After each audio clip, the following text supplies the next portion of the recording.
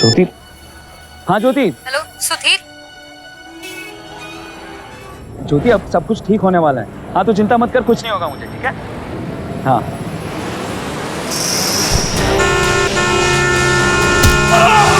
20 साल का सुधीर अपना काम खत्म करके देर रात घर वापस जाने के लिए निकला। घर जहां उसकी माँ और उसका भाई कच्ची पक्की नींद में रोजाना की तरह उसका इंतजार कर रहे थे। वो जिनकी खुशहाली के लिए सुधीर ने अपने दिन रात एक कर दिए थे, लेकिन अपने घर पहुंच पाता सुधीर इससे पहले ही बीच रास्ते में एक हादसे का शिकार हो गया। एक ही पल में सब कुछ बदल गया। अपने और अपने परिवार के लिए न जाने कितने सपने देखे होंगे सुधीर ने, जो आज बिखर कर रहे थे। चलती उखड़ती सांसों के बीच उसके जहन में क्या कुछ नहीं चल रहा हो। खुशहाल कल की आशाएं और मौत से जीत न पाने की बेबसी। लेकिन यहाँ सबसे बड़ा सवाल यह था, क्या वाकई सुधीर किसी सड़क दुर्घटना का शिकार हुआ था जैसा कि लग रहा था, या वो किसी की गहरी साजिश का शिकार हुआ? जल्दी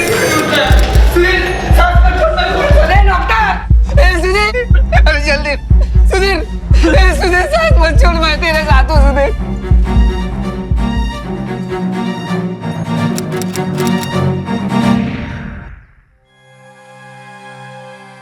क्या रे, आज जल्दी जा रहा है? कुछ काम है क्या? हाँ एक मिलने जाना है किसी से।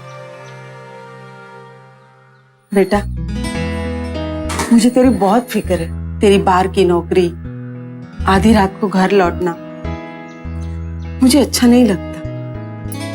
देख बेटा, एक काम कर, देसाई साहब विदेश से लौटे, उनको मिल ले। वो अच्छी से अच्छी नौकरी तुझे दे देंगे। पक्का मिल लूंगा, पक्का मिल लूंगा। बस अब तू मेरी फिक्र करना छोड़, तू बस अपने छोटे की चिंता कर। बड़ा होकर बाबा का सपना पूरा करेगा वो। तेरे बाप ने शराब पीकर सपने देखने के अलावा कुछ किया था क्या? सारा बोझ तुझ पर डाल दिया। आई, परिवार की जिम्मेदारी कोई बोझ थोड़ी ना है मेरे लिए। और आई, अब जब बाबा नहीं रहे तो मैं और तू संभाल रहे ना कर। और अपने दिनों तो वैसे भी बचपन से होशियार है पढ़ाई में। आई तू देखना, एक बार ये बड़ा आदमी बन गया ना, फिर कैसे नाम रोशन करेगा हमारा। कि छोटे। हाँ दादा, एकदम परफेक्ट। अच्छा आई, चलता हूँ मैं। दादा क्या? अरे लाड़ा थैंक यू दादा। चाहिए तुम भाई, दिनों पढ़ाई करेगा। सांभाळून रे बाबा।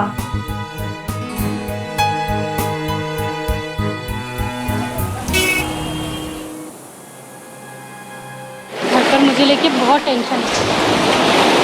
दादा हर हफ्ते मेरे लिए एक नया रिश्ता ले आता है। उसको नेता बनना चाहता है, इसलिए सब पर नेतागिरी झाड़ता रहता है। अब तक तो मैं किसी तरह संभाल रही थी, लेकिन अब कहता है कि अगर मैंने शादी के लिए मना किया तो मेरी शादी जबरदस्ती करवा देगा। ज्योति तू टेंशन मत ले। देख आई मुझे देसाई सर से मिलाने ले जाना पड़ी है, और बहुत ही जल्द एक अच्छी सी नौकरी भी दिला देंगे मुझे। फिर देख कैसे आई को लेके आता हूँ तेरे आई बाबा के पास। लेकिन कब होगी हमारी शादी? कब होगा ये सब? मुझे तो डर है कि तब तक। ज्योति तुम मुझसे कोई अलग नहीं कर सकते। बस एक अच्छी सी नौकरी मिल जाए ताकि छोटे का एडमिशन करवा सको अच्छे से कॉलेज में, और माँ को भी थोड़ा सा आराम दे सको। पता नहीं जैसे तैसे करके लोगों के घरों में काम किया है और उन्होंने पाला पोसा है हमें। अब मुझसे नहीं देखा जाता माँ का दूसरे लोगों के घरों में काम करना। हम दोनों मिलकर कर लेंगे सब। क्या कर रहा है यहाँ पे? अशोक, अशोक तू पागल हो गया क्या?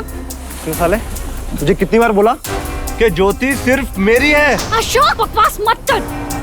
मैंने तुझसे कितनी बार कहा मैं सिर्फ सुधीर से प्यार करती हूँ, और बार बार तू ये तमाशा क्यों खड़ा करता रहता है?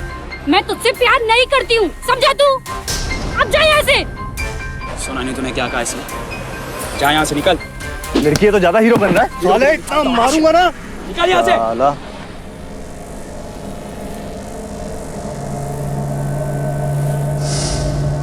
ए छोटू, 5-4 तेरे को बोला ना, ठीक से लगा? हाँ? अरे दिलीप भाव का फोटो है वो अपना। मात्रे में तेरे को क्या बोला, ठीक से सुना ना तू? कल की सभा में तेरे मोहल्ले का एक एक छोकरा लोग मांगता है मेरे। जोशी साहब को प्रॉमिस किया ना कि कल की सभा में नौजवानों की भीड़ होगी, समझा ना? मैंने बोला ना भाऊ, काम हो जाएगा। नहीं रे मात्रे, सिर्फ बोलने से कुछ नहीं होता है, काम करके दिखाना पड़ता है।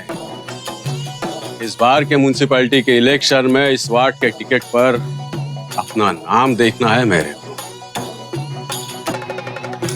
ए गड्डी जा रे।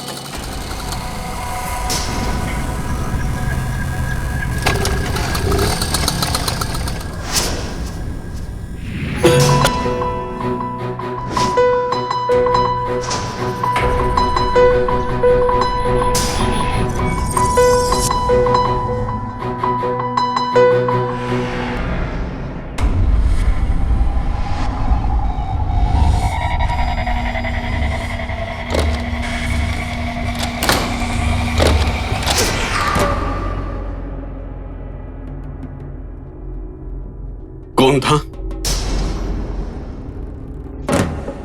नाम? आखिरी बार समझा रहा हूं, समझ जा। इधर नहीं चलेगा।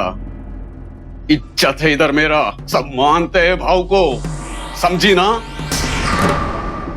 खुद समझ जा।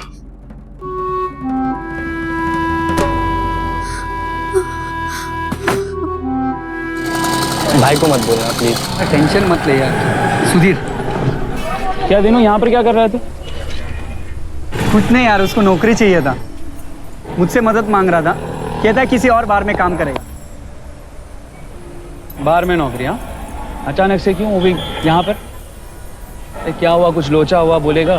वो भाई मेरे दोस्त ने मुझे आके बताया कि कॉलेज के एडमिशन के लिए 10,000 रुपये लगेंगे।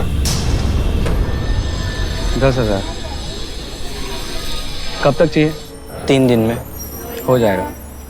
3 दिन में अभी 2 दिन बाकी है, और मेरे होते हुए तुझे चिंता करने की जरूरत नहीं है, समझा? जा कर जा। और सुन, आज के बाद कभी ये नौकरी का ख्याल भी मत लाना दिमाग में। मैं हूं ना, तो सिर्फ अपनी पढ़ाई पे ध्यान रख, ठीक है? हंस दे अभी। जा, ये ले। थैंक यू दादा। अच्छे से पढ़ाई कर। थैंक यू दादा। अच्छा वाला भाई। चल। अबे तू पैसा कैसे देगा उसको? वो मोहन को 15,000 दिया था ना, लगता है वापस लेने का टाइम आ गया। चल लेके आता उसे। चल चल, बात करते। मोहन, तू समझ रहा है ना मैं क्या बोल रहा हूँ? देख भाई, अगर तू 4 दिन पहले आया होता ना, तो मैं तेरे सारे पैसे उसी वक्त दे देता हाथ में, लेकिन अब टाइम लग जाएगा यार। जो भी जोड़ा था मैंने सब घर पे गांव में मरम्मत के लिए भेज दिया। अब देख, 3 महीने तो लगेंगे ही कम से कम पैसा लौटाने में। मेरे पास ज्यादा टाइम नहीं है, और मैं कुछ नहीं जानता। तू मुझे मेरे सारे के सारे पैसे लौटा दे। अरे 2 महीने से लटका रहा है। अरे मैं समझता हूँ यार, लेकिन कहीं भागा थोड़ी ना जा रहा हूँ, पैसे मैं दे दूंगा। मोहन देख, अगर मुझे मेरे भाई के एडमिशन का टेंशन नहीं होता ना, तो तू जितना वक्त मांगता उतना दे देता। लेकिन अब तू कुछ भी कर, कहीं पर भी जा, मेरे सारे के सारे पैसे लौटा दे, वरना वरना क्या करेगा तू? परसों आ रहा हूं, पैसे तैयार रखना। चल बाला। भाई तू 2 दिन में कैसे लौटा के इसके पैसे? अबे पैसे लौटाने किसे? वो आएगा 2 दिन में, तब क्या? अबे 2 दिन में, 2 मिनट में दुनिया इधर से उधर हो जाती है, तू 2 दिन की बात कर रहा है। देखता हूँ कैसे आता है पैसे मांगने के लिए। ठीक है, काम पर तो रख दूंगा, लेकिन आजकल की जनरेशन जैसी काम चोरी की तो उतना जल्दी निकाल भी दूंगा। नहीं साहब, बड़ी मेहनत और ईमानदारी से काम करेगा, आप फिक्र मत करो। ठीक है गायत्री भाई, तुम्हारा बेटा इसलिए मैं सोच रहा हूँ, वरना ऐसे किसी को मैं नौकरी देता भी नहीं। और खास तौर पर आजकल की जनरेशन को, जिन्हें जल्दी पैसे कमाने की पड़ी रहती है। ठहराव नाम की कोई चीज है ही नहीं। देसाई साहब, आप विश्वास कीजिए, आपको मेरी तरफ से कोई भी कंप्लेन नहीं होगी। कितना कमाते हो? सर 5,000। कल फैक्ट्री आकर असिस्टेंट सुपरवाइजर का जॉब समझ लो, 1 हफ्ते के अंदर ज्वाइन कर लेना, 12,000 तनख्वाह मिलेगी। देखा, मैंने बोला था ना, साहब बहुत अच्छे, एक बार में डबल पगार की नौकरी दे दी। चाचा पैर जो आशीर्वाद। ठीक है ठीक है, इसकी कोई जरूरत नहीं बेटा, अच्छा काम करके अपने पैरों पर खड़े हो जाओ। Okay mom, bye. मैं रात को लेट आऊंगा। अरे बेटा सुन तो, आ जाऊंगा मैं। अरे सुन। देखा आजकल के लाड साहब, नहाए ना भाई, पूरा बिगाड़ के रखा है तुमने उसे। मैंने एक सोच लिया, मैं उसे अमेरिका भेजूंगा अपने बड़े भाई के पास, वही उसे सीधा कर देंगे। अरे हम बाप हो या दुश्मन, मेरा अर्पित अभी छोटा है, मैं कहीं नहीं भेजूंगी उसे। 18 साल का हो गया वो, अभी नहीं संभालेंगे तो पूरी जिंदगी भर रोते रहेंगे। जरा यहाँ देखना, 21 साल का है वो, 18 साल की उम्र से घर चला रहा है। इसमें और तुम्हारे बेटे में जमीन आसमान का फर्क है। जिंदगी कभी भी एक सी नहीं रहती। इस सफर में कभी मुसीबतों की धूप हमें झुलसाती है, तो कभी किसी मेहरबानी की छांव यकायक सफर को आसान बना देती है। अपने परिवार की खुशियों के लिए हर मोर्चे पर जूझते सुधीर को भी ऐसे ही एक आसरे सहारे की जरूरत है। उसे लगा जिंदगी न सिर्फ उसे एक नई शुरुआत करने का मौका दे रही है, बल्कि उसके और ज्योति के बीच की दूरियां भी कम हो रही हैं। सब कुछ एक सपने सा लग रहा था, और अब इस सपने को हकीकत बनने में बस एक हफ्ता और था। ज्योति को फोन करना है यार।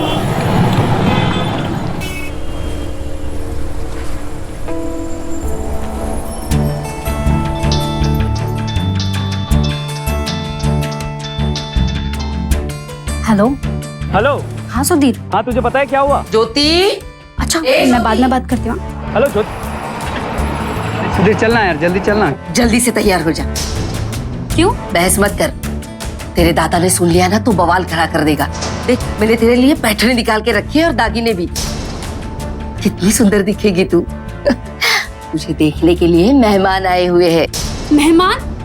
आई, मैंने तुझे कितनी बार बोला मुझे अभी शादी वादी नहीं करनी है, फिर तू क्यों मेरी नुमाइश लगाती रहती है? अरे सुन ना, लड़का बहुत अच्छा है, अमीर भी है। तेरा दादा उन लोगों को जानता है, और उसके पिताजी तो है ना बहुत बड़े नेता है। अरे वो लोग तो कब से तुझे देखना चाहते थे। सामने से रिश्ता आया है, बड़ी नसीब वाली है रे। मुझे कुछ नहीं सुनना है आई, मैंने एक बार कह दिया ना मुझे अभी शादी नहीं करनी है। बाहर पे जाए रिश्ता और बाहर पे जाए वो लोग।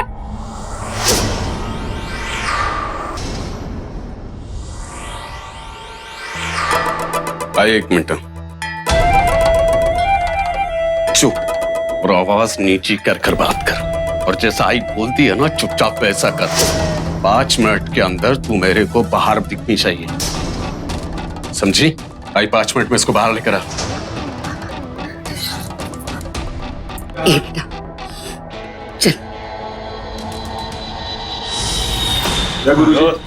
हाँ आओ बेटा आओ।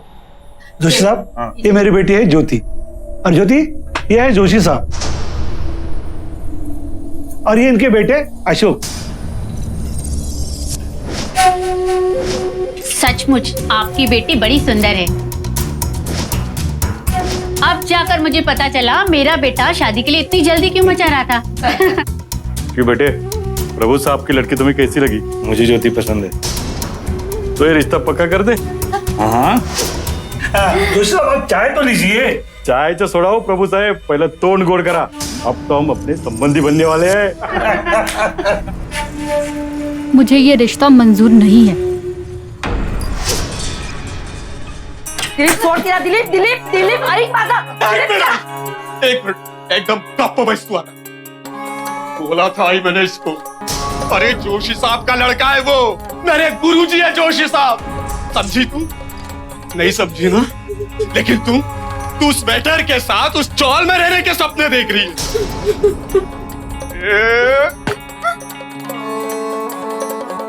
मुझे ही कुछ करना पड़ेगा।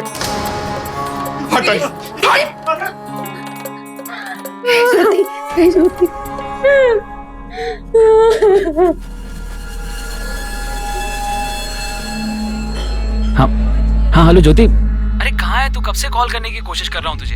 अरे कुछ बताना था तुझे। पहले सुदीप तू मेरी बात सुन। तुझे पता है यहाँ पे एक बहुत बड़ी प्रॉब्लम हो गई है। क्या? दादा मेरी शादी करवा रहे हैं।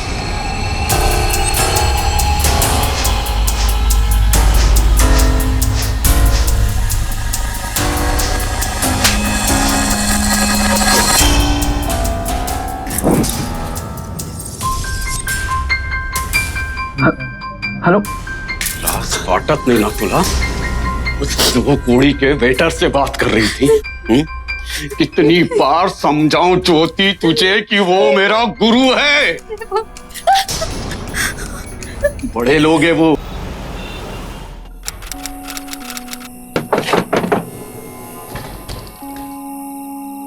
नमस्ते।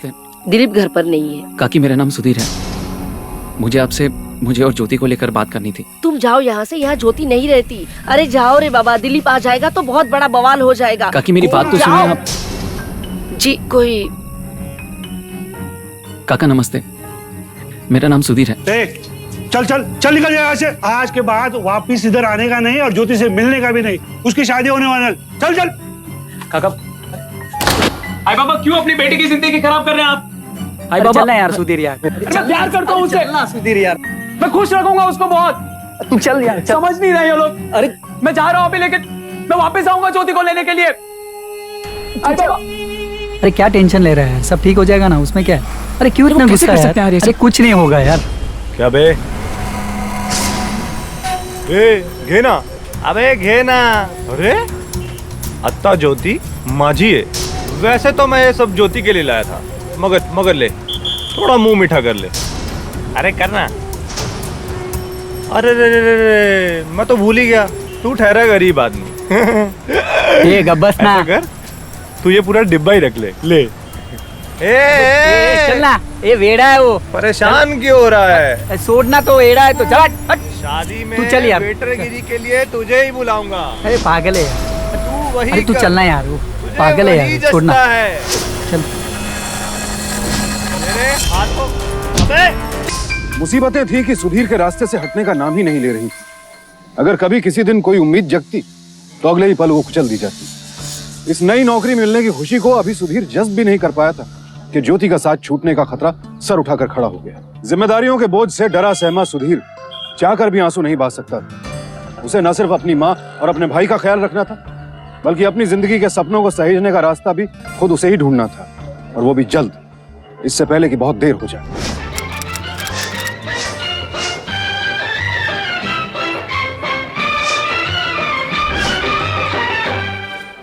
ए वेटर, इधर आ। बोलिए सर, क्या ऑर्डर है? अच्छा, तू इधर आकर ऑर्डर लेता और उधर घर पर जाकर चैलेंज कर कर आता। मात्रे, नाम बता इसको मेरा। चल छोड़ अभी, बाद में। अभी तू जा और 3 लार्ज विस्की लेकर।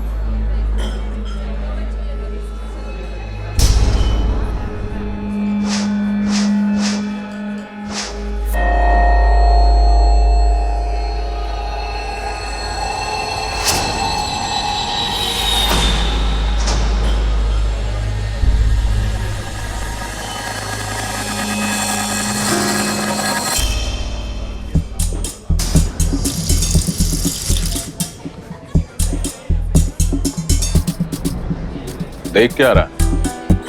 साफ कर।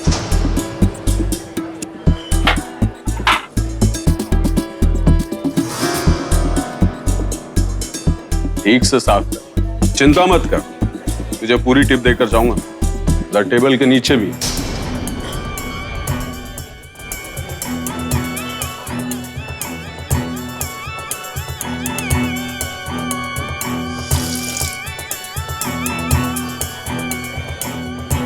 अब साफ कर। अच्छा लगता तू ये सब करते, यही किया कर, यही तेरी औकात है। आइंदा अगर मेरी बहन के आसपास भी दिखा ना, वहीं जिंदा गाड़ दूंगा तुझे।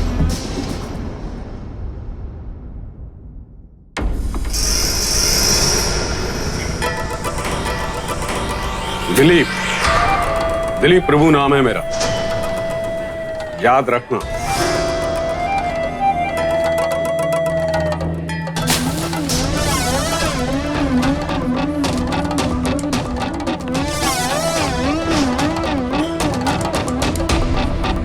तुझसे जो होता है कर ले, लेकिन ज्योति की शादी मेरे साथ ही होगी।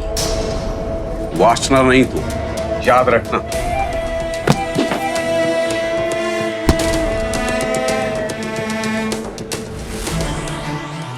को सोचा है सुधीर का? क्या करेगा तुम? चल चल अपना काम कर। सुधीर की जिंदगी एक भयानक मोड़ लेने वाली थी, क्योंकि न चाहते हुए भी उसने कई दुश्मन बना लिए थे। भाऊ ये काला वाला ही आपके रास्ते में आ रहे हैं। भाव के रास्ते में कोई नहीं आ सकता। अबे सुधीर, हाँ तुझे क्या लगता है वो तेरा वो मौन पैसा देगा तेरे को? पता नहीं यार बाला, ये तो कल सुबह ही पता चलेगा। अबे 2 बज गया यार, तू एक काम कर, मैं सिगरेट लेता हूँ, तू मुझे बाहर मिल। हाँ ठीक जा, है? आता हूँ मैं। ज्योति, हाँ ज्योति। हेलो सुधीर। ज्योति अब सब कुछ ठीक होने वाला है। हाँ तू चिंता मत कर, कुछ नहीं होगा मुझे, ठीक है? हाँ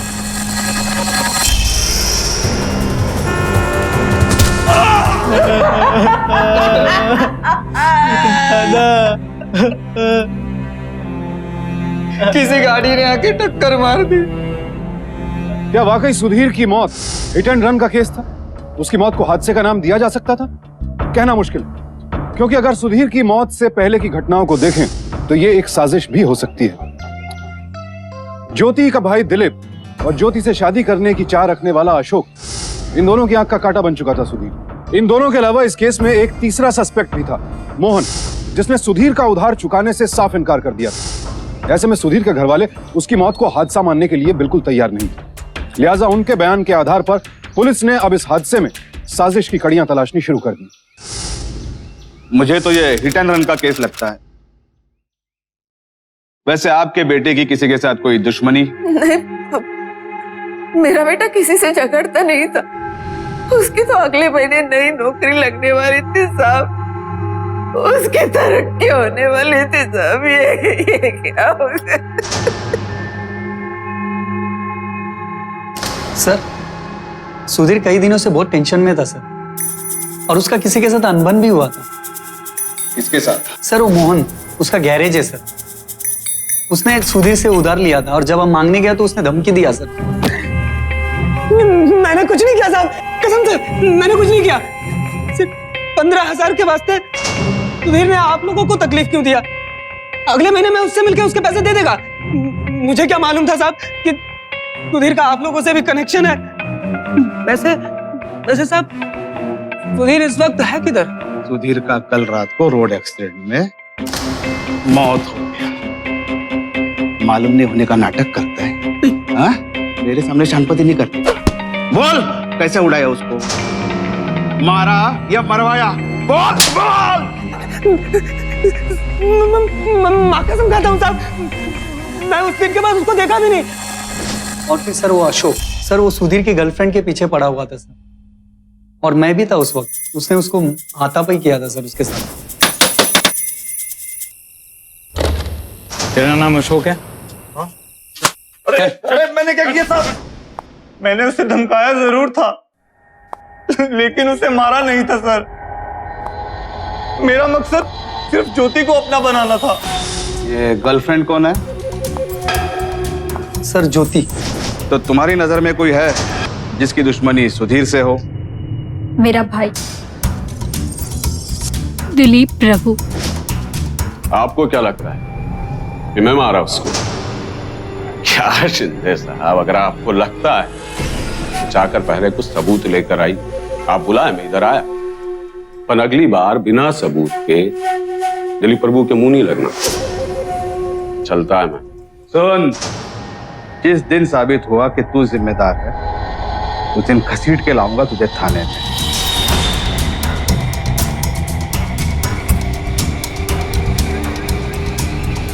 सुधीर की माँ और भाई घटना स्थल पर गए और सुराग ढूंढने की हर संभव कोशिश की। लोगों से ये पता करने में लग गए कि एक्सीडेंट के वक्त वहाँ कोई तो मौजूद होगा और किसी ने कुछ तो देखा होगा।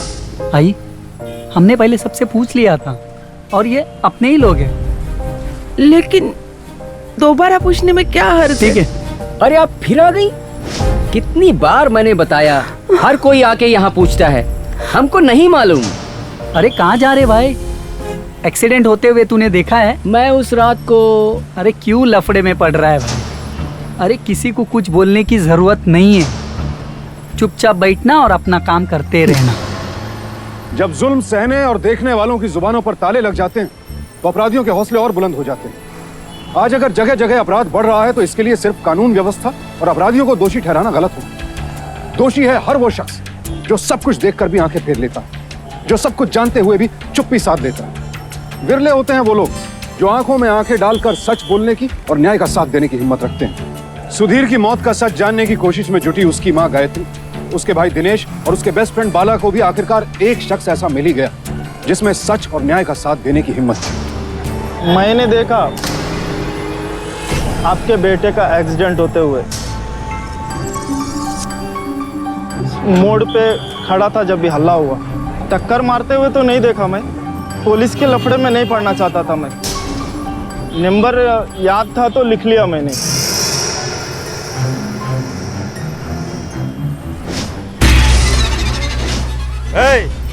हीरो पकड़। रुक रुक। रुक जा सही। नहीं नहीं नहीं नहीं नहीं। चल तो चल। सर मैं वहां पे था और पास भी चला रहा था, लेकिन मैंने नहीं मारा सर उसे। सर मेरी कार के पीछे से एक गाड़ी फास्ट ओवरटेक करके निकल गई सर, और मैं जैसे ही वहां पहुंचा तो मैंने देखा एक लड़का सड़क पे गिरा हुआ था सर। वो कार ने उसे मारा होगा सर। पिक्चर का स्टोरी सुना रहा है मेरे को इधर, तू बोल सीधा। सर रात में मैं मेरी कार से घर लौट रहा था, मेरी कार से एक पीछे से गाड़ी बहुत जोर से हॉर्न बजा रही थी सर, और अपर डिपर भी दे रही थी। मैं जब तक अपनी कार साइड में लेता रोड के, उसकी कार भी मेरे बराबर में आगे थी सर। मेरी कार को कट मारकर तेजी से आगे निकल गया सर वो। मुझे गुस्सा आया सर इस बात का, और मैंने भी अपनी कार की रफ्तार तेज की और उसका पीछा करने लगा सर। फिर क्या, देखते देखते हम लोग की रेसिंग स्टार्ट हुई सर, और सर वो बहुत आगे निकल गया था सर। और जैसे सर मैं उस चौराहे पे देखा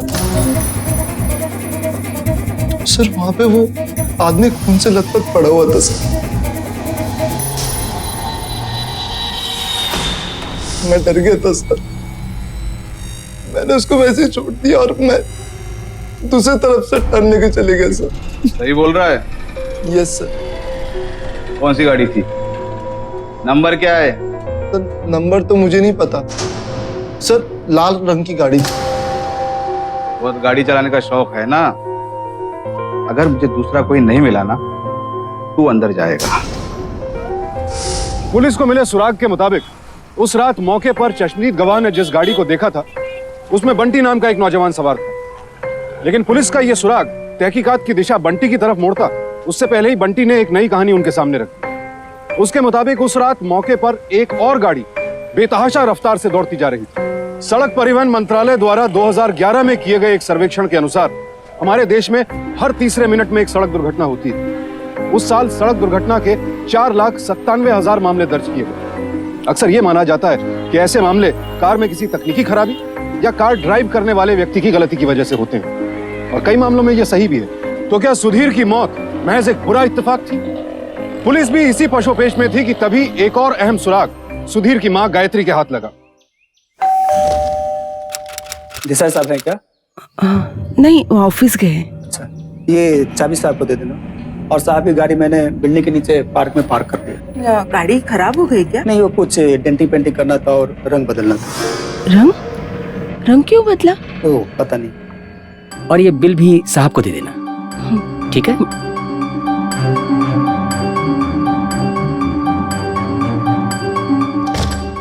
पागल हो गए क्या?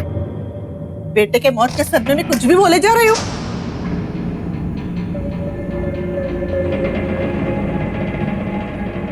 देखो गायत्री, मैं भी एक माँ हूँ, तेरा दर्द मैं समझ सकती हूँ, लेकिन ऐसा तो नहीं है ना कि कोई भी गैरेज से गाड़ी आई और तेरे बेटे का एक्सीडेंट कर दिया। लेकिन आपकी गाड़ी का रंग लाल था और आपने रंग भी बदल दिया। वो इंस्पेक्टर साहब कह रहे थे दूसरी गाड़ी का रंग भी लाल है।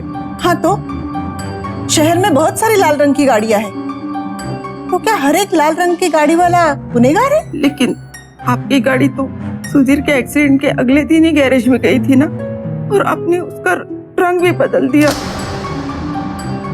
देख गायत्री, तो अब घर जा, सोचना बंद कर, नहीं तो तुझे तकलीफ होगी। जा, घर जाके आराम कर।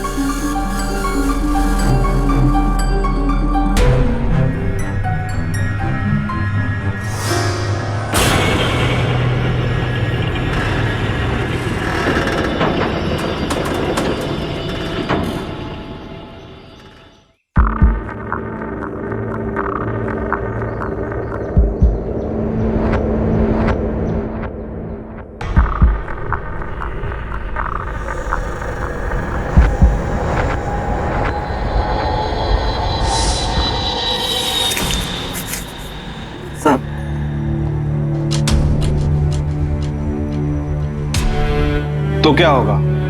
अगले दिन गाड़ी ठीक करवाने दी और रंग भी बदली कर दिया उन्होंने। अगले दिन मुंबई में 1000 लोगों ने अपने गाड़ी का रंग बदला होगा।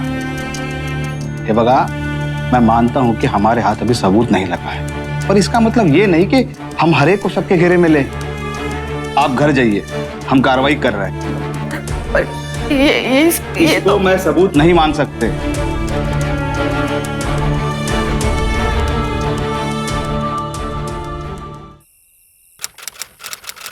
मेरा दिल नहीं मानता। लेकिन आई, देसाई साहब तो कितने भले आदमी हैं। तुम इतने सालों से उनके साथ काम कर रही हो। उन्होंने जरूरत पड़ने पर हमेशा हमारी मदद की है। वो हमसे क्यों कुछ छुपाएंगे आई? उनकी हमसे या दादा से क्या दुश्मनी थी?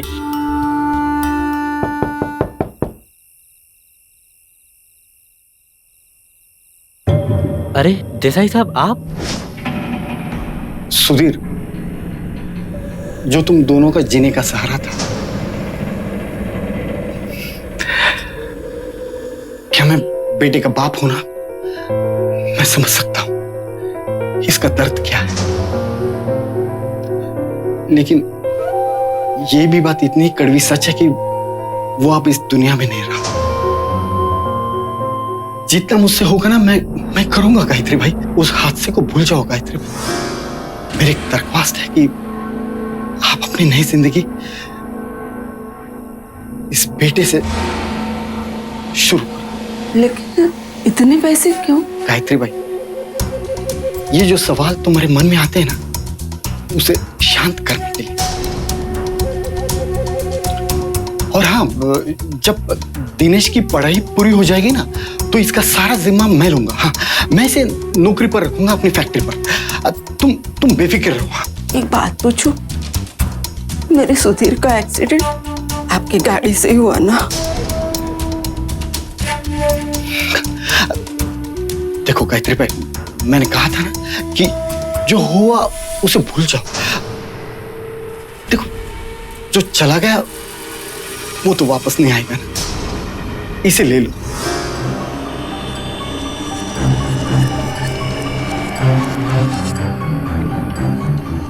हाँ साहब, अब आगे की तो सोचना है। आप ठीक कह रहे हैं। अरे हाँ, वो बिल शायद तुम्हारे पास ही रह गया क्या? कल आऊंगी तो लौटा दूंगी।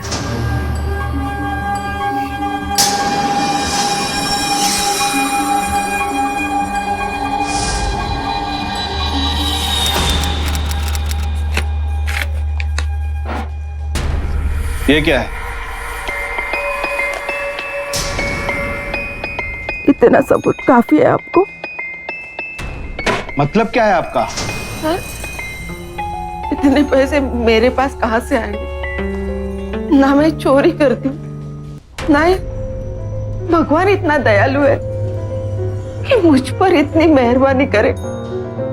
अब देसाई साहब आए थे, ये पैसे देकर गए हमारा मुंह बंद रखने के लिए। इतना सबूत तो काफी है ना आपको? हाँ?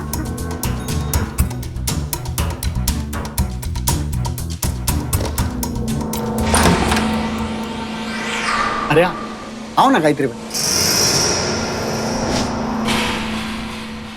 चला रे हाथ।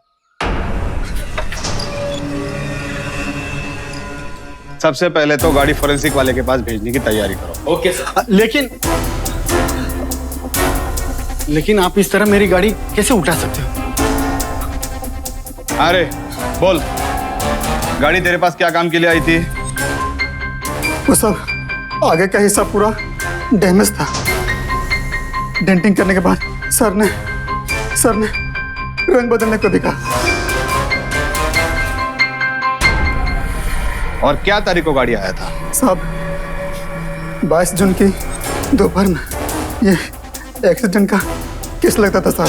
आप मेरी बात तो सुनिए सर। देखिए इस तरह आपको कैसे सबूत मिल सकता है सर? हा? आप मेरी गाड़ी बिना किसी वारंट के कहीं नहीं ले जा सकते sir. I will call my lawyer. हाँ, बोलवा, आपके लॉयर को बुलाओ और उसको ये वारंट दिखाओ। और सुनो, हम सिर्फ गाड़ी नहीं ले जा रहे, तुमको भी साथ चलना होगा। इंटरोगेशन है। जादव, घेऊन चला त्यांना। Okay sir.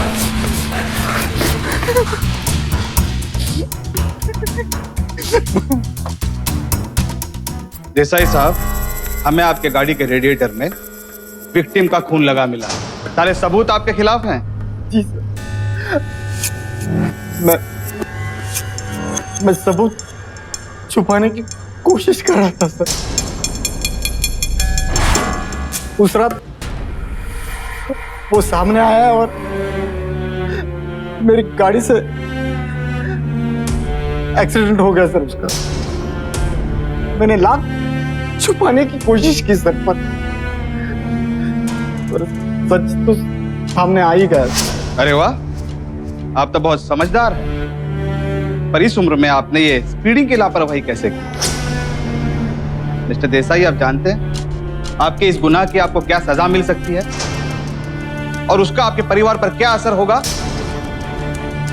पाटिल, वो बंटी को ले आओ, रेसिंग वाला बंटी। जी सर। मैं सजा काटने के लिए तैयार हूं।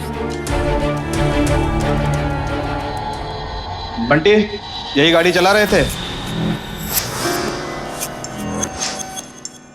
No sir. क्या? ये वो शख्स नहीं। ठीक से देखो। Yes sir. मिस्टर देसाई, काय नाटक चल रही है? सच सच बोलो, किसको बचाने की कोशिश कर रहे हो?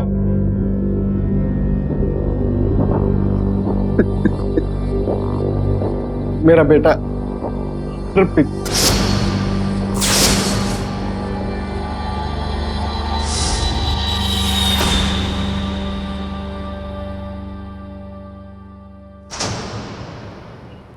बंटी, ये था वो।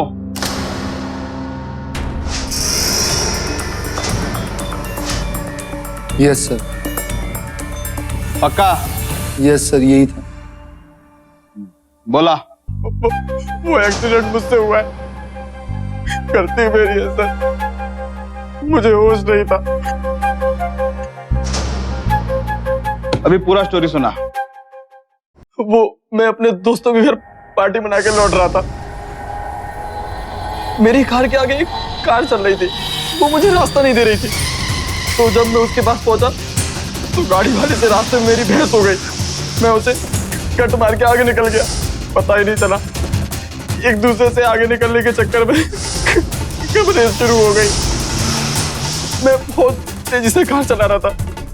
तभी अचानक रास्ते में पड़ी किसी चीज से बचने के लिए मैंने गाड़ी लेफ्ट में मोड़ दी और मेरा बैलेंस बिगड़ गया। सड़क पर कोने से में किसी आदमी से मेरी कार टकरा कि वो गायत्री भाई का लड़का था। मैं बहुत घबरा गया था। गलती मेरी थी। मिस्टर देसाई, लापरवाही से गाड़ी चलाकर सुधीर की मौत का कारण बनने के जुर्म में आपके बेटे को गिरफ्तार किया जाता। आगे का फैसला कोर्ट में होगा।